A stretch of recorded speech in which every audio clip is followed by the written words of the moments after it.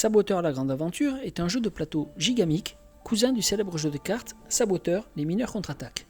Ces deux jeux se passent dans le même univers, mais ce sont deux jeux bien distincts, chacun se jouant séparément de l'autre.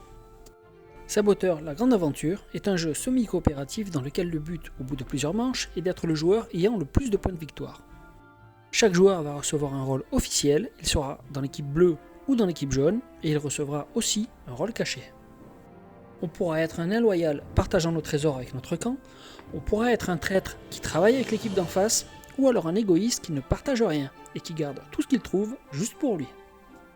On peut y jouer à partir de 10 ans, entre 3 et 9 joueurs, la durée d'une partie est d'environ 30 minutes.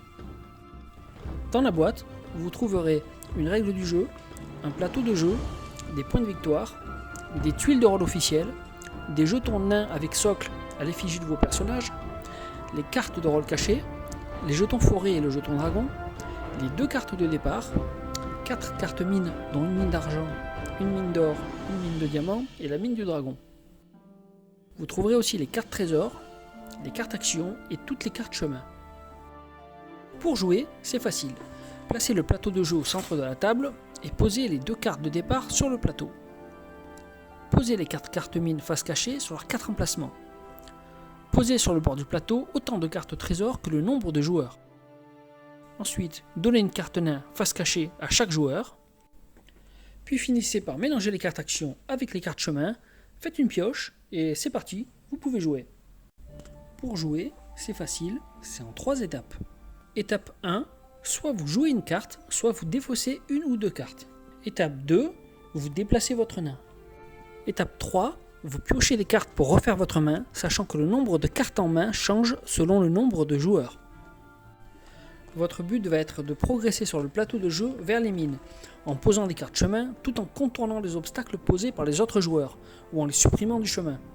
Par exemple, la hache permet de détruire le tronc d'arbre, le bateau permet de traverser l'étang, et la corde permet de franchir le ravin.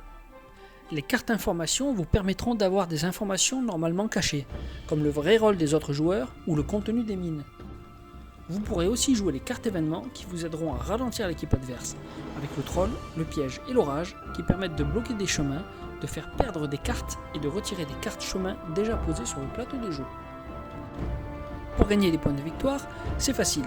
Placez votre nain sur l'une des mines et au début de chacun de vos tours de jeu, vous gagnez une carte correspondante disponible en bord de plateau.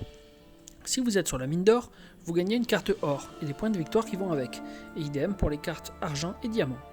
Mais attention à ne pas entrer dans la mine du dragon, car vous perdriez immédiatement 2 points de victoire. Après 2 manches, le joueur qui a gagné le plus de points de victoire remporte la partie, tout simplement. Et bien entendu, ce jeu est disponible à la boutique.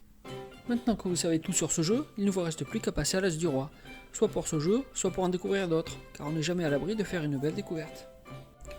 L'As du Roi est situé au 49 rue du Maréchal Foch, à Perpignan, entre le conservatoire et le palais de justice, juste derrière la poste, face à l'ancien hôpital militaire.